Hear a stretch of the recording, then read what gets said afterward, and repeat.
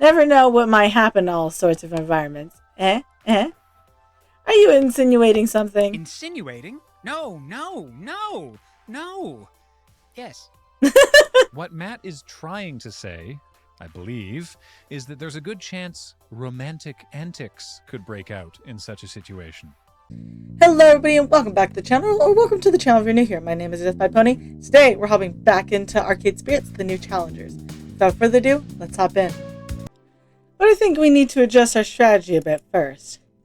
To make things easier on Jinx, I'd like to suggest installing a connection door and making 2 units into one whole. That way everything's under one single renting contract. I'll need a month to arrange proper permits and work crew, but all in all, I think we can do this. Ah, okay, then that's great, wonderful. I'd bet you're happy with this that you'd be willing to rent it us for free, haha. No. Okay. They slide out the booth, adjusting well-tailored clothes to make themselves proper and presentable once more. You'll be able to move in 30 days from now. Jinx mentioned you use an iris. Excellent. My iris will contact your iris and work out the logistics. A pleasure doing business with you, Mr. Payne. Sorry about that. Sorry. Just too much fun to let Gian play with you like a cat with a laser pointer. And in a month, we can have an in-arcade practice session. Until then, everyone will need that time to arrange their own adult-type paperwork responsibilities anyway. And then the pit crew will have a new home.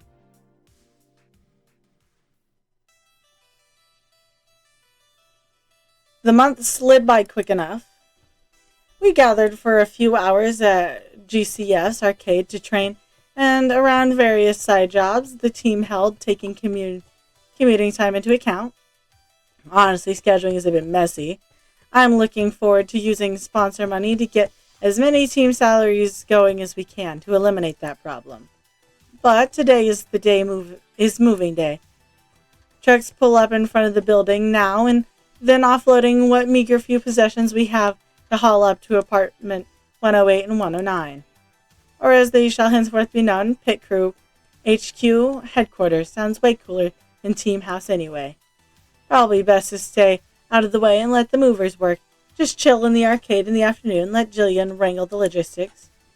So who do I want to hang out with while waiting for our headquarters to be made presentable? Oh, they're together. This works great. I must protest. Which is why they should have done nothing. Now they're de facto proving of evil itself. Are you kidding me? What else did you expect them to do? Hold hands and sing Kumbaya? Wrong place, wrong time for that sort of thing. Okay, apparently I'm walking into a heated debate. May need to step in here if Zapper starts getting abusive. She's learning self-control, but I promised her I'd intervene if anything goes wrong. Fortunately, my arrival draws her attention. Hey Pony, Loxky is being an overly optimistic dreamer again. This is messy. Loxky, my dude, I get that in a perfect world everything would be super cool, that he could say anything he wants, but that ain't that. Nor will it be useless those with powers are willing to able to step up and embrace empathy rather than averse. Okay, may as well hurl myself directly into oblivion and ask, what are you two arguing about? It's less than an argument and more of a clash of perspective, mine being sensible and his being idealistic. Perfectly fine with being called idealistic. Back up a bit and start again. I just got here. Fine, Loxky, you first. Yesterday, an esports competitor was being interviewed by a major tournament win, and in his victory speech, he declared, "Free Triple X Revolution now." And the game's publisher promptly banished him from playing for 6 months and fired the person interviewing him for allowing it. Which sucks. I'm not arguing, it doesn't suck. It's just an all-around pile of suck. But the ban came down because the gamer event is the wrong place for politics. It's like experiencing nuance on Facewall, and the guy signed a contract agreeing to that. The contract wording was intentionally vague, and I doubt the company would punish him if he said the USA rules, which, might I add, is also a political statement. I disagree, my friend. No, there's clearly fear of reprisal from the government of Triple X, which is simultaneously a huge gaming market and despotic regime. Just talking about Triple X negatively is a good way to get punished with corporations climbing into bed with them on a daily basis. Oski's right about that, and want to mention Triple X specifically by name, just to be on the safe side. Now, this isn't about Triple X, it's about games, and keeping the focus on games, not politics. All discourse is politics, my friend. Games are art, and therefore political. Not this again. Look, I'm not sitting here, here screwing Triple X's whatever that's shit, okay? I don't like what they've been doing any more than you do. And hell, the publisher is run by abusive, patriarchal, dipstick, and I'm not playing cheerleader for anyone here. But expecting a video game company to do anything other than get out of the way of oncoming freight train is absurd. That's not their place to start an international incident. And when I sit down and play a game, I just want to play games, you know? I don't want those games that are thinly veiled military recruitment campaigns either. I want games storefronts to yank the obvious propaganda games. I want racist trolls out of the company, keep things welcoming for everybody, but keeping politics out. Bit concerning, that. And who decides what's political and what isn't, That's the rub. I feel someone needs to stand up, or this is going to happen again and again. And as a member of the gaming community, I'd like it to be us.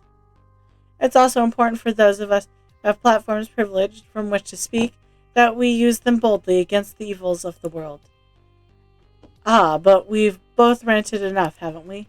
Considering Pony as our acting manager, Cat Wrangler, curious how he would interpret the situation. Just in case I feel like, making scary political statements after the pit crew wins the pro tour. Shit, people, you're dumping this on me now?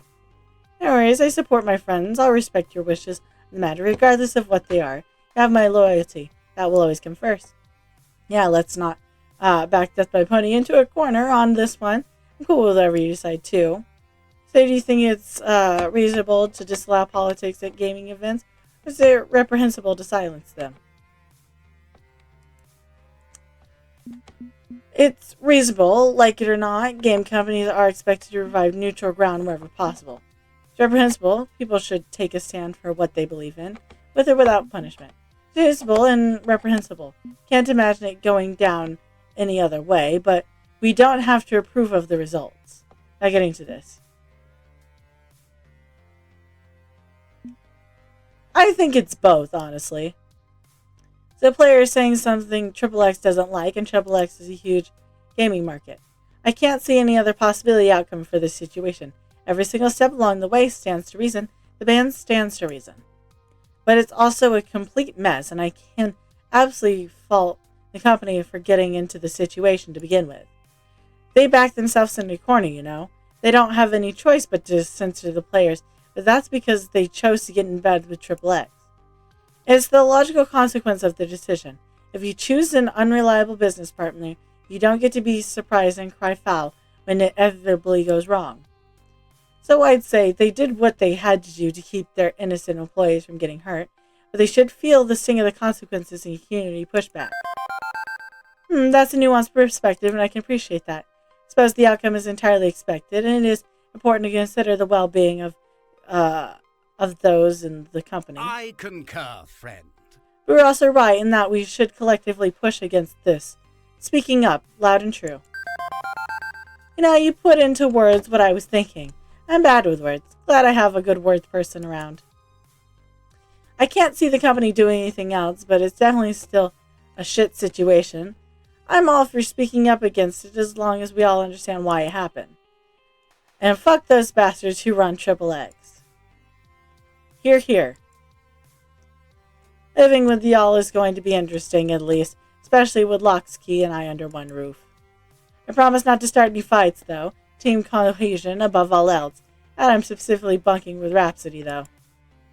Likewise, I promise to remain cordial and not allow differing viewpoints to tear the pit crew apart. It wouldn't be fair to Pony or anybody else. So 3 cheers for the pit crew, HQ. Long may it stand. Hip hip hooray. Then who am I bunking with? Smiles and good cheer all around, but also a bit of a reminder that I'm in charge of keeping some very, very different people all focused on the same goal. More responsibility than I asked for, more than I wanted, but I can do this for the sake of all my friends. Okay, anybody else I should talk with before moving in? Let's see what they got going on.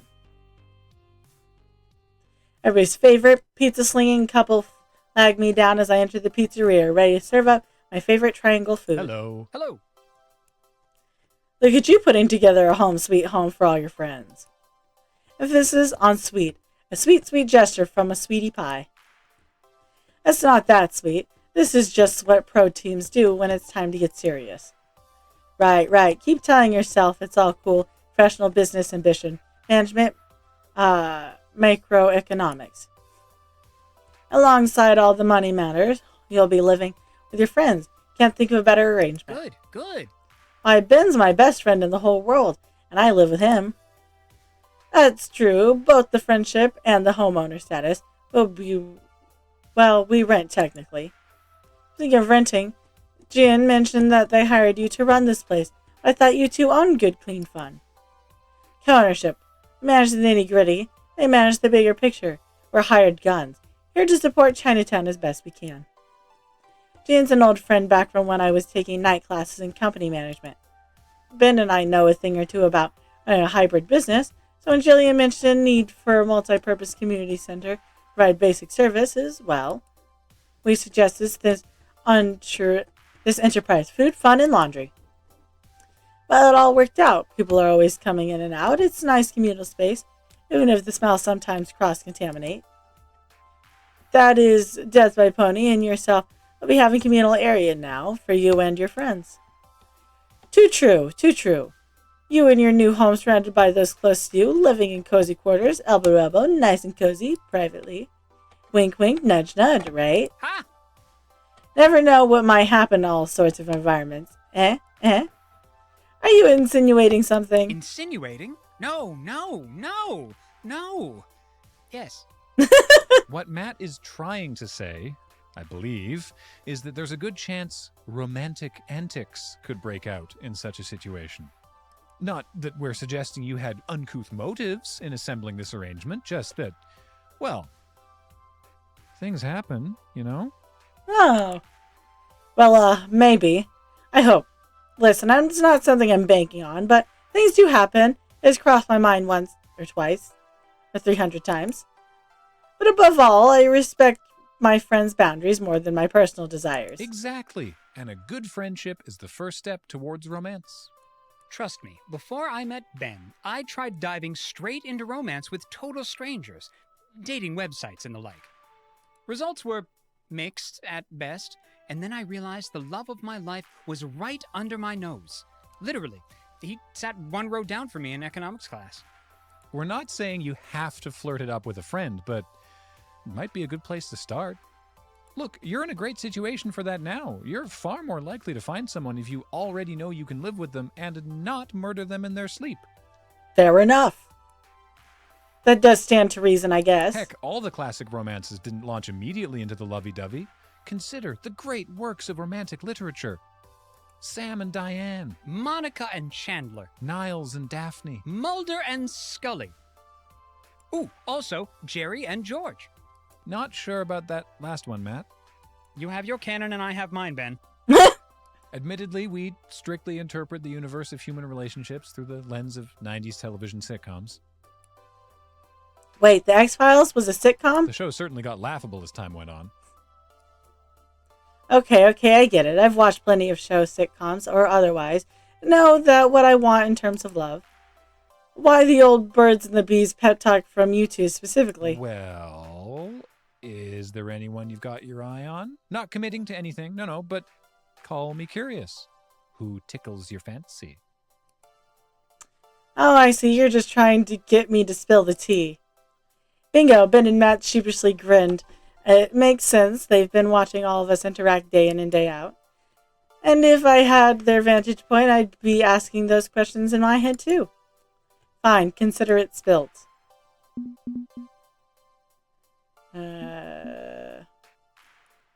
Zapper unlocks key. Still deciding, lots of options, you know? This is rough. There's just so many people I'm interested in.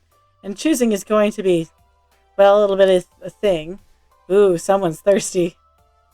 I recommend one of our tasty 32-ounce lemonades to quench your thirst. Let's just wait and see. No lemonade just yet. As you like, as you like. Thanks for the advice, you two. Happy to help, and here's your lunch, literal food for thought. I pay my delicious meal and settle into my favorite booth. You know, it's just my favorite because it's almost molded to my butt because of how often I sit here. I can barely believe it. Soon, very soon, I'll be living with all my friends under one roof. I should be nervous, but I'm excited. I'm looking forward to it. I expect for the reason beyond improving our FOD 2 skills. I've been living alone until now, content to be alone, or so I told myself. Tonight, all of that changes. My thoughts return to much more current ones as I polish off the rest of my pizza, and I'm ready to get back to things. Let's talk with Rhapsody. We don't talk to him a lot. Rhapsody just hanging out in the laundry area upon first glance. I appreciate them. I see Rhapsody watching the movers with an attentive eye, senses glued to the people moving our boxed goods. I had Iris check several moving companies for me, and these ones were the best. No moving accidents in over a year. Are you worried they're going to throw your stuff around? Nah. Not exactly. I just want to ensure my belongings make it to the new home without any trouble. I have a lot of very important items in those boxes. I'd be heartbroken if something happened to them. And I really have nothing else I can do right now, right? Everything's packed up. Now that I think about it, actually, I guess I was a bit worried. You sensed it before I could. You're really getting in tune with all of us and our feelings, aren't you, Pony? That's what a good friend and manager and cat herder does. But no need to worry, Rhapsody. I'm not worried, so you shouldn't be worried. Just think of how grand this will be. All of us friends living together. Think of all the training and the laughs that'll be had from here on out. It's going to be perfect. Mostly. What do you mean, mostly? Might work. I do enjoy your very gung-ho attitude about everything. It makes me hopeful in turn. But obviously, optimism is not the smartest way to approach this. While most times will be just dandy, there will also be certain issues you need to be prepared for that. What if Zap and I have an argument over the lack of peace and quiet in our room? What if Locksky and Domino can't agree on how cluttered they keep their space? What if Grace and Jinx start fighting over rent? How will you deal with those tumultuous episodes when they arise?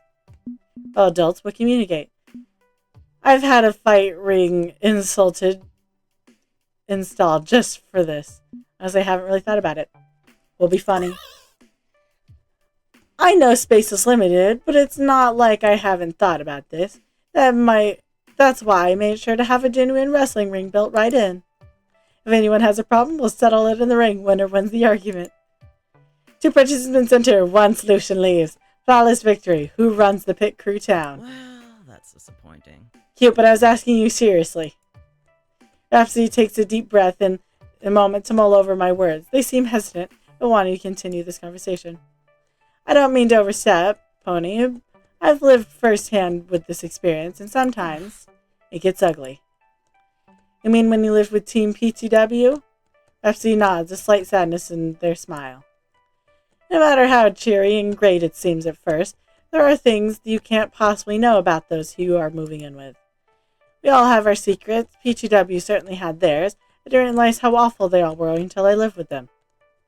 When I first joined, I merely thought their haughtiness was all an act.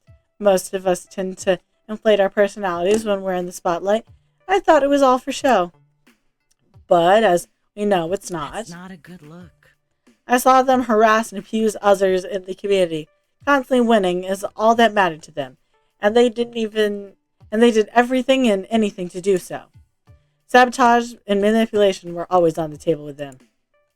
And no matter how hard I tried to ignore it, I had the means to win, with the resources at my fingertips, surrounded by the best I could have had. Really won.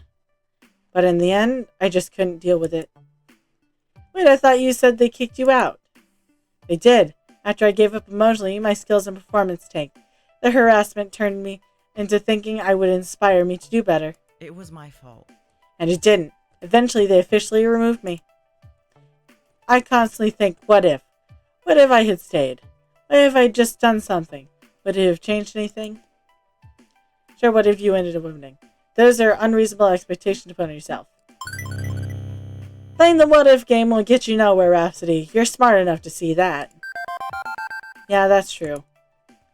You could have thousands of what if scenarios running in your head, but honestly, do you think that if you had stayed in that house that you'd be here now with the pit crew? Maybe. I think as much as you'd wish that deep in your heart, you know it wouldn't be the same. That kind of attitude warps people. I know because my friend Sparky joined P2W and I can see them slowly changing. I don't even think they see it.